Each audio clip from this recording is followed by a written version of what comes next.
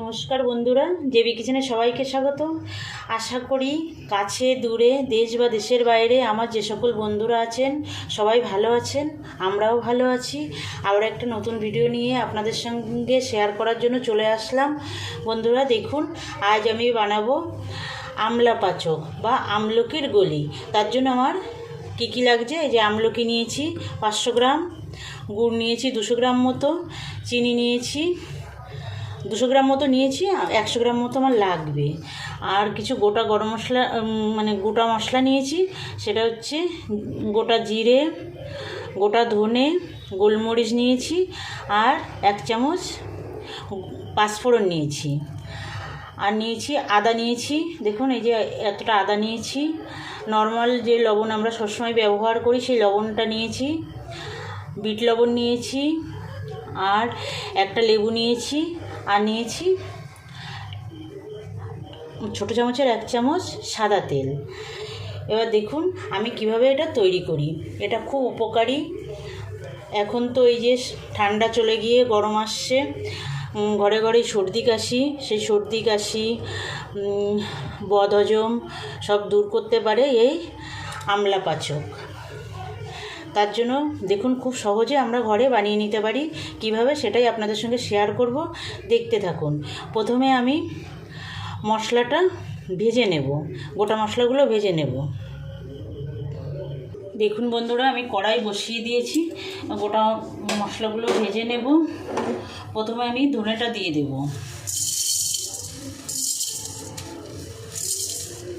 একদম হালকা করে ভাজবো, খুব বেশি ভাজবো না।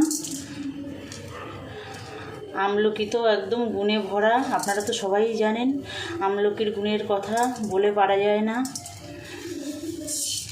এবার জিরেটা দিয়ে দিলাম, এবার পাঁচফোড়ন দিয়ে দিলাম। আমি গোলমরিচটা সবার লাস্টে দেব। একদম অল্প করে ভাজতে হবে, খুব বেশি ভাজা যাবে না। বানাবেন বাড়িতে, একদম সহজ। আমার ভিডিওটা না টেনে শেষ পর্যন্ত দেখবেন। আর এই কচমি গলিটা বানাবেন, খেতেও দুর্দান্ত লাগে আর খাওয়া তো খুবই ভালো। এবার আমি গোলমরিচটা দিয়ে দেবো।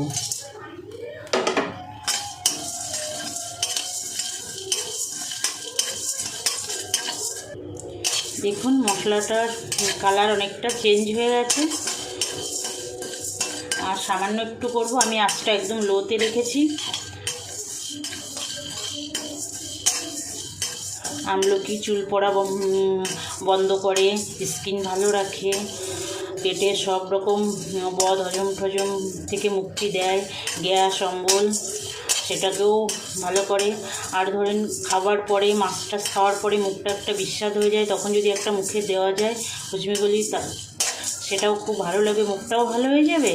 এবার গ্যাস অম্বল হওয়ার সম্ভাবনাটাও থাকবে না।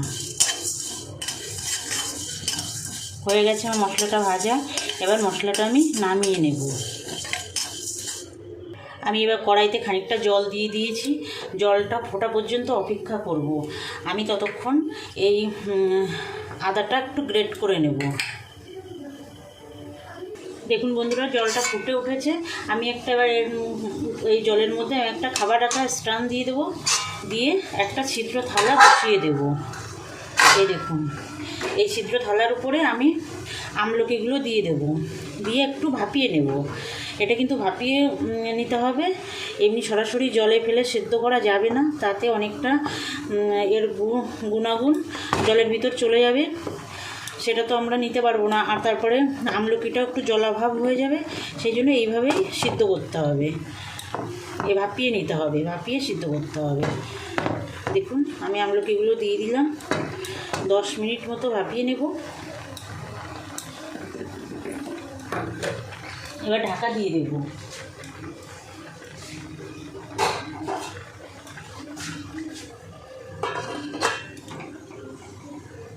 দশ মিনিট পরে ফেরত আসছি। আমলকিটা ভাপানো হতে হতে আমি এই চিনিটা একটু মিক্সিতে গুঁড়ো করে নেব, আর ভাজা মশলাটা করে রাখলাম ওটা আমি গুঁড়ো করে নেব। দেখুন বন্ধুরা 10 মিনিট হয়ে গেছে। দেখুন একদম সিদ্ধ হয়ে গেছে, আমলকিগুলো পুরো ফেটে গেছে। দেখুন একদম ফেটে গেছে। এই যে এই ফেটে গেলেই বুঝবেন যে সিদ্ধ হয়ে গেছে। এবার গ্যাস অফ করে দেবো। গ্যাস অফ করে দিয়ে একটু ঠান্ডা হলে এই আমলকিগুলো বেছে নেবো। এই যে ভিতরে যে দানাগুলো আছে এগুলো বের করে নেবো। দেখুন কত সুন্দর সিদ্ধ হয়েছে, পুরো দেখেই বোঝা যাচ্ছে। আমলকিগুলো এবার বেছে নেব। এই দেখুন বন্ধুরা একদম আপছে, একদম এই যে দানাগুলো বেরিয়ে আসছে। এইভাবে আমি সব আমলকিগুলো বেছে নেব। আর একটা দেখিয়ে দিচ্ছি। এই দেখুন একদম ফেটে গেছে। এইভাবে ভাপিয়ে নিলেই এটা ফেটে যায়। ফেটে গেলে এই যে দানাগুলো যে বের করে নিলাম, সবগুলো আমি ছাড়িয়ে নেব। এই দেখুন বন্ধুরা সব কটা আমলকি আমি ছাড়িয়ে নিয়েছি। খুব মজা লাগে এই ভাপিয়ে নেওয়ার পরে এগুলো ছাড়াতে। একদম এই যে শিরার থেকে ভাগ হয়ে যায়, খুব ভালো লাগে ছাড়াতে। এবার ঠান্ডা করে আমি মিক্সিতে বেটে নেব। ঠান্ডা করেই কিন্তু বাটতে হবে, গরম বাটতে গেলে একটা অ্যাক্সিডেন্ট হয়ে যেতে পারে। তার জন্য বন্ধুরা ঠান্ডা করেই বাটবেন। আর যদি কেউ শিলপাটায় বাটতে চান তাহলে সেটাও করে নিতে পারেন, কোনো অসুবিধা নেই। এই দেখুন এই আমলকিগুলো তো আমি নিয়ে নিয়েছি। আর দানাগুলো দেখুন, এই যে সব দানাগুলো সব আলাদা করে নিয়েছি। দেখুন এবার ঠান্ডা করে আমি এটাকে বেটে নেব। বেটে নিয়ে ফেরত আসছি। দেখুন বন্ধুরা একদম ঠান্ডা হয়ে গেছে। আমি এবার মিক্সিতে দিয়ে দিলাম, বেটে নেব। এর সঙ্গে আমি যে আদাটা নিয়েছিলাম গ্রেট করে নিয়েছি ওটাও দিয়ে দেবো, ওটাও এর সঙ্গে বেটে নেব। খুব সহজে এটা বানিয়ে নেওয়া যায়। আমি সহজভাবেই দেখিয়ে দিচ্ছি বন্ধুরা, না টেনে আমার ভিডিওটা সম্পূর্ণ দেখবেন আর বাড়িতে বানিয়ে নেবেন। একটা মজার একটা রেসিপি, একদিন বানিয়ে আপনারা দীর্ঘদিন ধরে ব্যবহার করতে পারবেন। এই দেখুন বন্ধুরা আমলকি আর আদা একদম একটা মিহি পেস্ট বানিয়ে নিয়েছি। এটা মিহি পেস্টই বানাতে হবে। এবার আমি তৈরি করব। কড়াই বসিয়ে আমি উনুন জ্বালিয়ে দিয়েছি। এবার আমলা পাচকটা তৈরি করব। দেখুন আমি কিভাবে করি। আর বন্ধুরা প্রতিদিনের মতো আপনাদের কাছে আমার অনুরোধ, যেসব বন্ধুরা এখনও আমার চ্যানেলটা সাবস্ক্রাইব করেননি আমার চ্যানেলটা সাবস্ক্রাইব করে আমার সঙ্গে থাকবেন। আর যেসব পুরনো বন্ধুরা আমার সঙ্গে আছেন, আমার চ্যানেলটা সাবস্ক্রাইব করেছেন, তাদের অসংখ্য ধন্যবাদ। আমার সঙ্গে থাকবেন বরাবরের জন্য। লাইক কমেন্ট করবেন, শেয়ার করবেন আর আমার ভিডিওগুলো দেখবেন। কড়াই গরম হয়ে গেছে। আমি এবার সেই হাফ চামচ মতো যে সাদা তেল নিয়েছিলাম সেই তেলটা কড়াইতে দিয়ে দেব।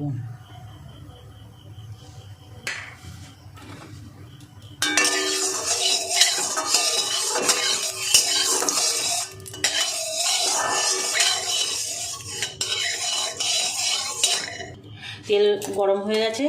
এবার আমি এই আমলকি আর আদার যে পেস্ট করা নিয়েছি সেটা দিয়ে দেবো কড়াইতে। এই সময় আমি কিন্তু আঁচটা একদম লোতে রেখেছি। পুরোটা আমি দিয়ে দেবো। দেখুন বন্ধুরা পুরোটাই দিয়ে দিয়েছি। এবার আঁচটা আমি মিডিয়ামে দেব। মিডিয়ামে দিয়ে এটা নাড়তে থাকবো। অনবরত নাড়তে হবে, না হলে নিচে লেগে যেতে পারে, সেই জন্য অনবরত নাড়তে হবে।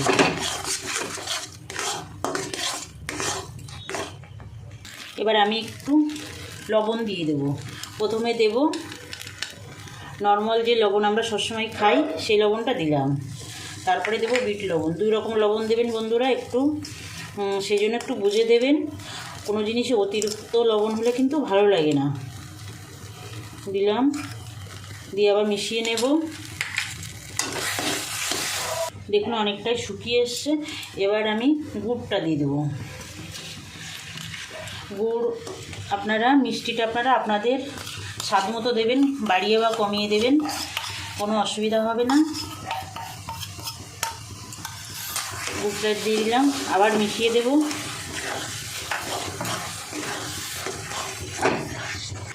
এক চামচ ভাজা মশলা দিয়ে দেব, আবার পরে দেব। এই ভাজা মশলাটা দিলে খুব সুন্দর টেস্ট হয়। ভাজা মশলাটা কিন্তু দিতেই হবে বন্ধুরা। যেটা আমরা রাস্তাঘাটে ট্রেনে বাসে কিনে খাই সেটাই বাড়িতে কত সহজে বানিয়ে নেওয়া যায়। আর বিশেষ কথা হচ্ছে এটা খুবই উপকারী, বাচ্চা বড় সবার জন্য। তাই বন্ধুরা বানাবেন বাড়িতে, কোনো কষ্ট নেই, একদম সহজে বানিয়ে নেওয়া যায়। আর একদিন বানালে অনেক দিন ধরে খাওয়া যায়, এয়ারটাইট কন্টেনারে রেখে দিলে অনেক দিন ভালো থাকে। দেখুন বন্ধুরা অনেকটাই জল শুকিয়ে এসছে। আপনাদের অনেকের মনে প্রশ্ন থাকতে পারে যে আমি সাদা তেল দিলাম কেন, একদম সামান্যই দিয়েছি। ওটা যদি সাদা তেলটা দিই, কড়াইতে দিই, তাহলে এই যে দেখুন কড়াইতে খুব কম লাগে, নাহলে লেগে যাওয়ার সম্ভাবনাটা বেশি থাকে। এই জন্য সামান্য একটু সাদা তেল দিয়ে দিলে কড়াইতে তো লাগবে না, তার জন্য একটু সামান্য দেবেন। আর যদি ইচ্ছা না হয় দেবেন না, কোনো অসুবিধা নেই। এবার আমি একটু গুঁড়ো চিনি দিয়ে দেবো। আমি বারবারই বলছি, চিনি গুড় আপনারা আপনাদের স্বাদ মতো দেবেন। শুধু চিনি দিয়েও তৈরি করতে পারেন, শুধু গুড় দিয়েও তৈরি করতে পারেন, কোনো অসুবিধা নেই সেটা। আর আপনারা আপনাদের স্বাদ মতো দেবেন, মিশিয়ে দেবেন ওটা। আর গুঁড়ো চিনি পরেও একটু দরকার হবে, দেখতে থাকুন, দেখিয়ে দেবো কীভাবে আমি গুঁড়ো চিনিটা আবার পরবর্তীতে কাজে লাগাই। দেখুন অনেকটাই শুকিয়ে এসছে। এবার আমি লেবুর রস দিয়ে দেবো। দেখুন আমি এর মধ্যে যে কটা জিনিস ব্যবহার করেছি সবকটাই কিন্তু গুণে ভরা। আমলকি তো আছেই, আমলকির গুণের কথা তো বলে শেষ করা যায় না। লেবুর রস দিয়ে দিলাম। আদা, সেটাও হজমেও কাজ করে, সর্দি কাশিতে কাজ করে, গোলমরিচও তাই, লেবুও তো আছে, তার জন্য এটা খুবই উপকারী। বানিয়ে নেবেন, দেখুন কত সুন্দর লাগছে দেখতে। আর এটা হচ্ছে আপনার যেরকম আমরা নারকেল নাড়ু করি, যেরকম একটা পাক দিতে হয় না নারকেলের, সেরকমই পাক দিয়ে নিতে হবে। সহজ ব্যাপার, কোনো কঠিন কিছুই না।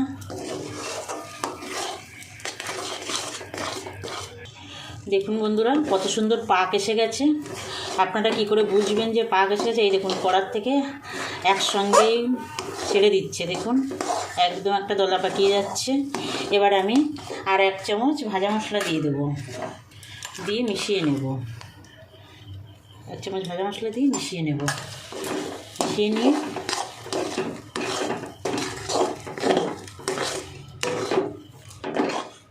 মশলাটা মিশিয়ে নিয়েছি। এবার গ্যাস অফ করে নামিয়ে নেব। এই দেখুন বন্ধুরা নামিয়ে নিয়েছি। একটু ঠান্ডা হতে দেবো, কিন্তু সম্পূর্ণ ঠান্ডা না, একটু গরম থাকতে থাকতে আমি হজমি গলিগুলো বানিয়ে নেব। একটু ঠান্ডা হোক, তারপরে ফেরত আসছি। দেখুন মোটামুটি ঠান্ডা হয়ে গেছে, হাতে সহ্য হওয়ার মতো হয়ে গেছে। এবার আমি বানিয়ে নেব হজমি গলিগুলো। হাতে একটু সামান্য সাদা তেল লাগিয়ে নেব, নিয়ে এটা দেখুন এই যে এই সাইজের এরকম নারকেল নাড়ুর মতো এরকম পাকিয়ে নিতে হবে।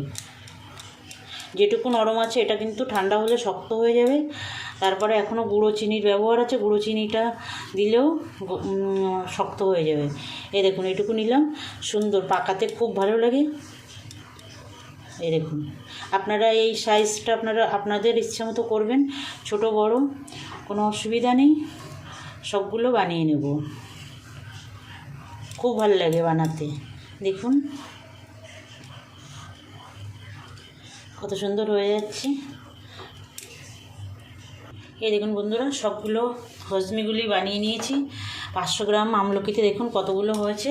এবার আমি গুঁড়ো চিনিতে গড়িয়ে নিব।